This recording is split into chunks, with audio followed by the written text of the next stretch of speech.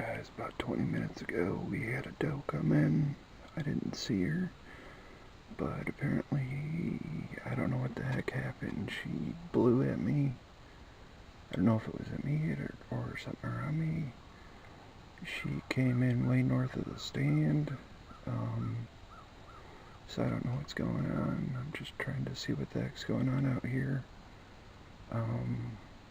We've got a north wind, so I don't think she smelled me because she was northeast of my stand.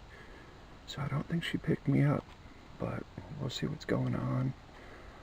Stay tuned. I mean, I'm seeing and hearing deer. Again, we had deer come in this morning. I couldn't get the camera on them because this one really doesn't have good lighting on it. And I didn't want to turn light on a deer sitting on the ground, so stay tuned. You know, hopefully we get a crack at one this morning.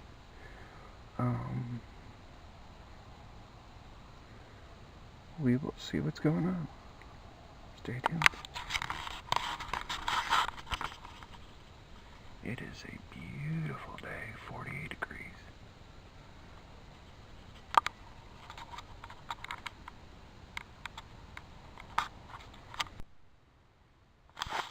Alright, I think we're going to call that morning and call that a hunt. Reason I don't hunt the bottoms that much is because I have a hard time getting around on a cane. All three of my four-wheelers are broken down.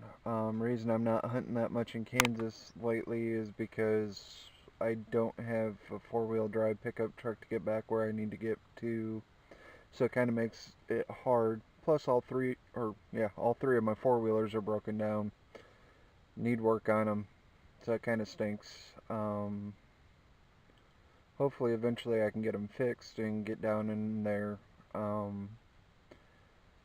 So I have a restriction on how far I can walk. So I'll show you exactly how far away this stand is from my car. It's actually pretty funny. And for Social Security, if you're watching these videos, it's not far. I'm actually not far from my in-laws' house, so if I actually have any issues, it's just like not far at all.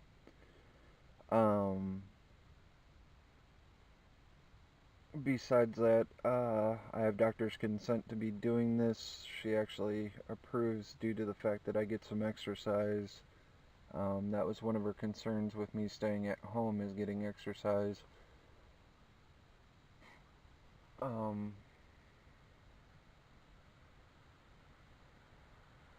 That's why she's kind of glad that I switched back to my bow, because I was getting some neuropathy in my arms. So I've actually gotten some strength back up into my upper limbs. I have to do a workout routine, basically with a physical therapy band and a kettlebell to be able to shoot it. But I have CRPS in my right arm, 3 herniated discs down by my hip, 1 in the middle of my back. That's why I can't really shoot really heavy poundage anymore. Plus I have fibromyalgia and a couple herniated discs in my back, so I have to be really careful what I do. So if I shoot a deer, it's a long drawn out process because I have to wait until either my oldest son gets out of school or work, and between him and my youngest son, it's a big drawn out thing anymore. But I still enjoy to hunt, and it's something that I love to do. I'm very passionate about it. I've been hunting since I was 13-year-old. That's when I killed my first button buck, as a matter of fact. I actually had a really severe knee injury, and got out of school, got off the bus, grabbed my bow, went out, passed out underneath a huge oak tree, and woke up, and here come this, what I thought was a doe at a time, and then she was at 25 yards out. And um, in my previous video I told you I was shooting a Chuck Adams Super Slam Supreme at 70 pounds, and I shot her, or shot him I should say, and crap, it ran 25 yards piled up, and that deer must have weighed, I don't know, 65 pounds if I was lucky. If it wasn't for my knee, I could have thrown it over my shoulder. And at the time, I was hunting, I don't know, 500 yards from the house. And the only thing I had for a drag rope at the time was my belt. And it was so cool because I'd killed squirrels with my bow, and it was the first deer I had ever taken. And I had it all gutted, but the heart was still in it, and I didn't realize, I gutted squirrels and stuff, fish, all that fun stuff, and I didn't really realize that, the heart was still in it. And I had it all gutted and hung up in the tree, and I was so excited. And my dad come home, and I was like, "Hey, Dad, you want some venison?" And he's like, "No, son, I haven't gotten a deer yet." And I was like, "Well, I've got a deer hanging up in the tree." And he was like, "You gotta be kidding me." And I was like, "No." So I took him in back, and he was just all tickled pink. Well, it was 2 years after that, and this is what really got me going.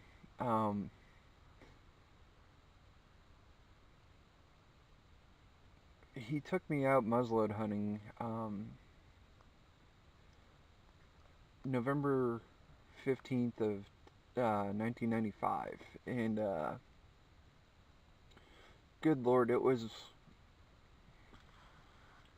it was 7:45 in the morning. It was barely legal light, and the True Glow sights on my Thompson Center Hawken, I could just barely see him, and this little 9-point come walking in, and the rack's still hanging in my wall in my house, and it come in, and the farmer we hunted on at the time had built a stand for me, and I could have spit on that deer. That's how close it was. And I pulled the trigger, and it dropped, and my dad thought I misfired. And I was so excited I couldn't whistle for my dad. So I had to start hollering for him. And he's like, "Did you misfire your gun again?" Because the year before I had misfired on a doe. And it was cool. It really was. And that's what got me going. And then after that, I got married in 1996 and moved around a lot.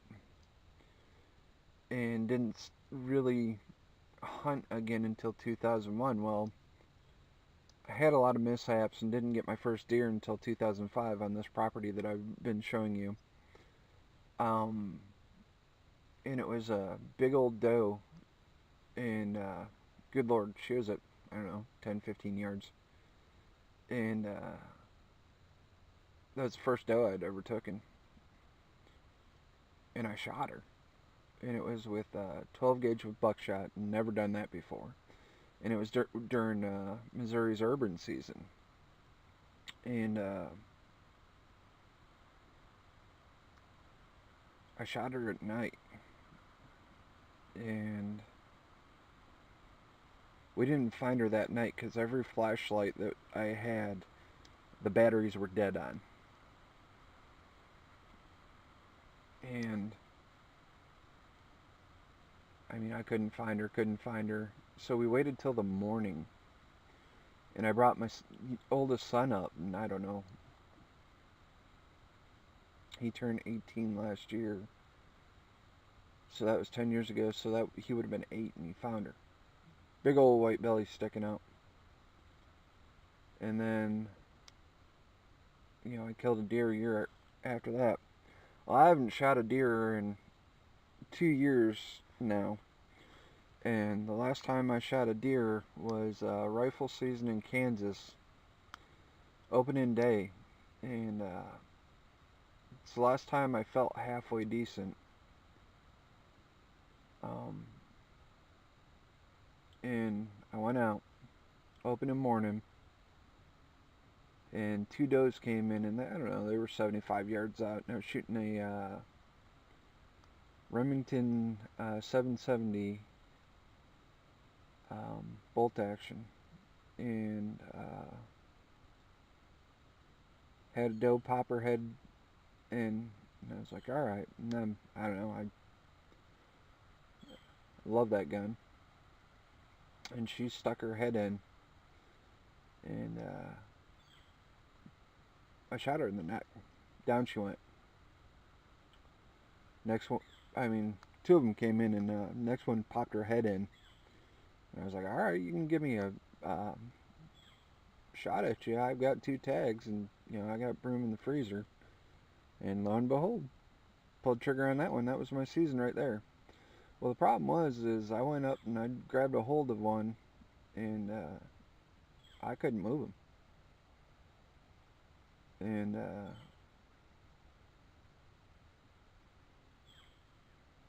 my fibromyalgia was that bad. I was hurting just being out there, and it was bad. I knew I shouldn't have been out there in the first place because I got cold. But I get an okay time. Tail end of September through probably October. October, beginning of November, I'm okay. But between here and there, I get some good time, and then tail end of spring, early summer, I'm okay. But besides that, I mean, the rest of the year is just Pain City. So this is the time I can move around a little bit and be okay. Rest of it, it's either I'm laying in bed or on the couch or in my office chair just trying to get by. I mean, the humidity just kills me, and this warm semi-coolness just doesn't bother me as much as the extreme cold or the extreme humidity during the summer. So I do what I can when I can, and try and lose what weight I can when I can. And these little walks that I get in between hand, help keep what weight I can down. So, just bear with me. I don't mean to unload, but this is why I do this, is because I love this time of year. I'll also post, Mom is supposed to be putting up Halloween decorations this weekend, and I'll take videos of that this weekend too, and post that up on Hefftys Hillbilly Hunting. So, but, I don't want anyone feeling bad for me or anything, because I love my life, even though, I deal with what I deal with. I'm so thankful to get out the handful of times that I can. Last year I only got out 8 times. This is 2. I mean, I think me and my oldest son Dylan will be out Sunday or Monday to go do some hunting, which is, I'm excited. I don't get really much time to do much with him anymore. He's a big boy now. He's got his big boy pants on, going to college, so it's exciting. But that's been my little hunting buddy since he turned 8, 6, somewhere in there. I remember taking him hunting, and we were living in Appleton City, Missouri at the time, and we had this really cool downfall, and I had him sitting down in the crotch of the tree on a 5-gallon bucket, much like I am right now, and he had this wrist rocket that my dad gave him that was mine from when I was a teenager, and me and my buddy bought matching wrist rockets because we were going on a camping trip over in Chelsea, Michigan. I'm originally from Michigan, and he was shooting at squirrels. And I had this big old herd of deer coming in because I was on a friend's farm down there before I got hurt. And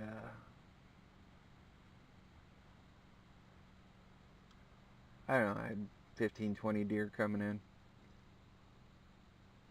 Next thing you know, I get, Dad, I'm hungry. Dad, I'm thirsty. And these deer are, I don't know, 15, 20 yards away. Okay, son. So, it was cute. You know, I enjoy taking kids hunting.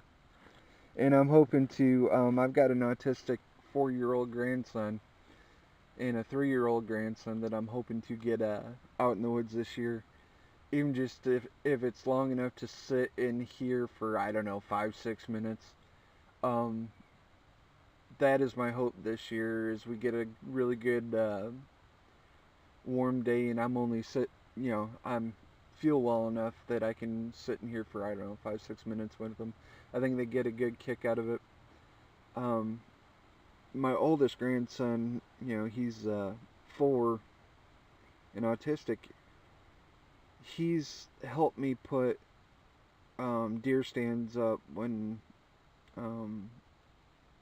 with the older children, and put salt blocks out. It's legal to put corn out in the state of Kansas, and he's helped me put my corn out and everything. So he loves the outdoors, and he loves doing stuff like that with me.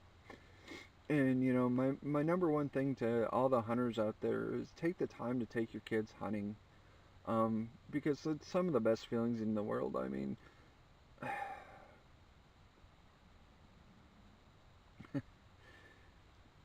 it really is. I mean, I've spent more time with my kids in the woods and fishing, and it really makes me feel good.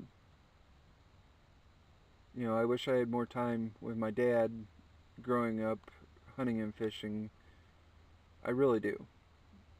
You know, because some of my fondest memories of my dad are um, going trout fishing, and sitting in the duck blind, and walleye fishing, and the few times we did go deer hunting together. One of my earliest fondest memories of my dad is when he used to recurve hunt. I remember sitting on a crotch of a tree and recurve hunting with him. And I don't know, I was 7, 8, and we talked through the whole thing. And later on I learned that you're not supposed to do that, but it is what it is. So definitely get our younger generation into our sport, because if you don't, it won't be there. And it's very important that we get them away from the cell phones, get them away from the video games, and bring them into the woods. Take them to the water, take them to the river, take them to the ocean. I mean, I've ocean fished, I've river fished, I've lake fished. I've done it all. And that's the most important thing there is. And right now it's in the works that I bring my dad down here next year, and he'll be hunting in these stands. And I brought him down in 2000. He came down in 2008 or 2009, and we were hunting over in Kansas, right next to the Missouri River. And he's seen one of the biggest bucks of his life. And I'm hoping here on this property I can get him tied into one, because that would mean the most to me, is to be able to guide him into one of the biggest bucks he's ever shot in his life. That is my hopes. I know there's some really big bucks on this property, and to be able to get him to shoot one, and me being his guide, would be awesome. Awesome, awesome, awesome. And then, it's all about paying it forward to everyone else. And that would be a neat story for him to tell his dad, and you know, I just, it would be neat.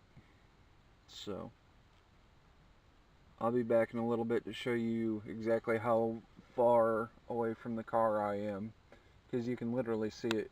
It's right next to the tobacco burn, because we used to house tobacco on this farm. Alright, be back in a minute.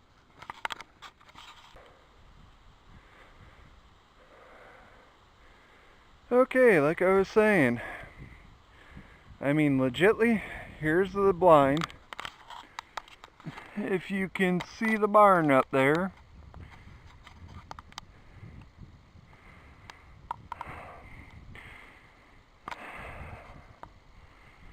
that opening up there is where the car is.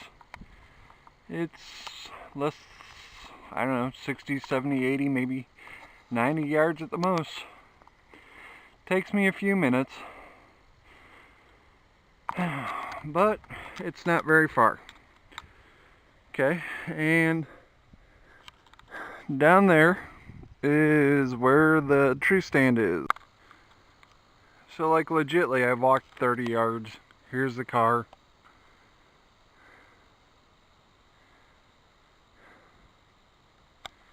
Oh, battery's running low. Sweet.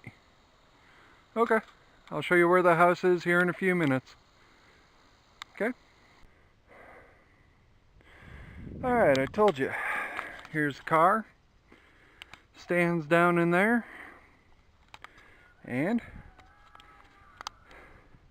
if you look, there's the house. So, when I was younger, I used to walk it. Especially when I didn't have a horrible back, horrible fibromyalgia, and all that other fun crap. So, now comes the fun part of Hefftys hillbilly hunting. Sorry, I walked. I'm out of breath. Products. Okay. So last time we went over, scent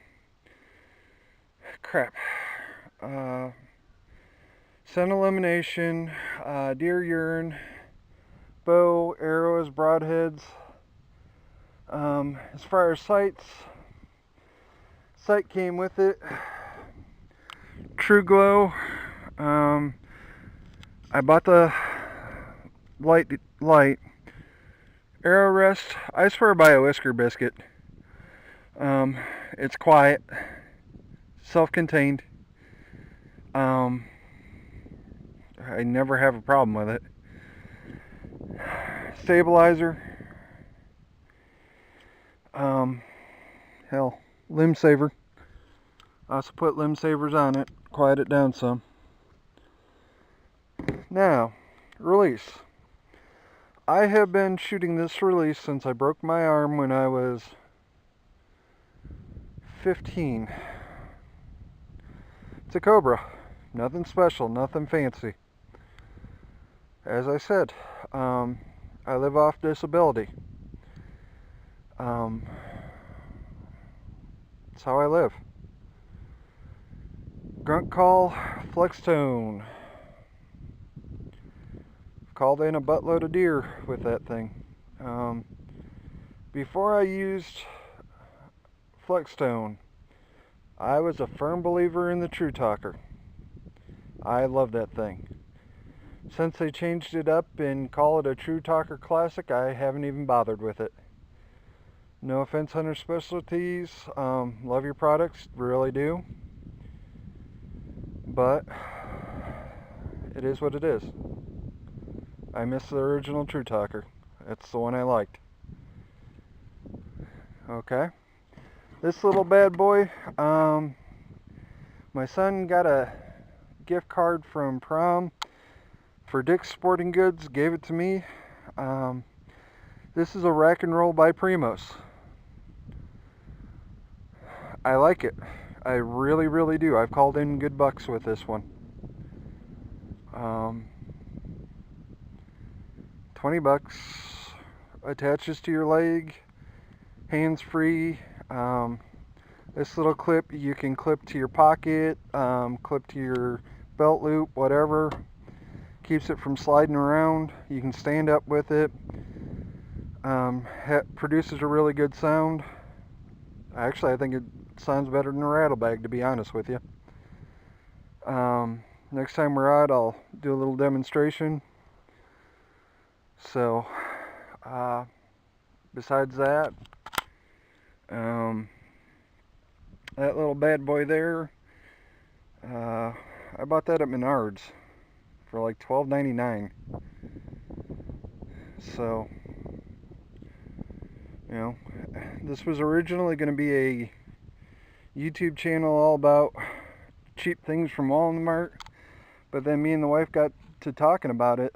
I bought the bow at Dick's, so I really couldn't do that. Most of my gear comes from Walmart, to be honest with you, but I do buy stuff off of Amazon. My food plot that I bought, I didn't do it right. I forgot to put fertilizer and something to hold it down. Came from Amazon. Crap. My thermocell came from Amazon. That came from Dick's. So I can't really go into it wholeheartedly saying, hey, everything came from Walmart. But a lot of my stuff does come from Walmart. Majority of my camouflage comes from Walmart. So, you know, I'm pro Walmart when it comes to the majority of my stuff. So we had talked about it, and I was going to buy a brand new bow out of Walmart just so we could call it a Walmart thing, but then I'd have to buy a new backpack, hoodies, and stuff like that, and I'm not going to get into buying new camo just to proclaim everything comes from Walmart. Love you guys at Walmart, but you know, hey, it is what it is. But I will say a lot of majority of my stuff comes from Walmart. So, you know, I will give them their day in the sun. You know, grunt call, majority of my camo, all my arrows, my broadheads. So, it is what it is. So, from all of us here at Hefftys Hillbilly Hunting, I want to wish you a good day. Hopefully see you again in 2 days if I'm not hurting too bad. I'm feeling pretty good today. Like I said, take a kid hunting. It's a good way to spend your day. Hopefully here in a couple days, my oldest will be out with me. My youngest is a gun hunter, so I'm hoping during youth season and whatnot we'll be out with him. Like I said, I'm hoping to get the grandbabies out. They're young and won't spend too much time in the blind with me, but they enjoyed, you know, the prep and all that. So hopefully we'll get them out there. Take a kid hunting. Have a good day, and we'll see you later. Bye.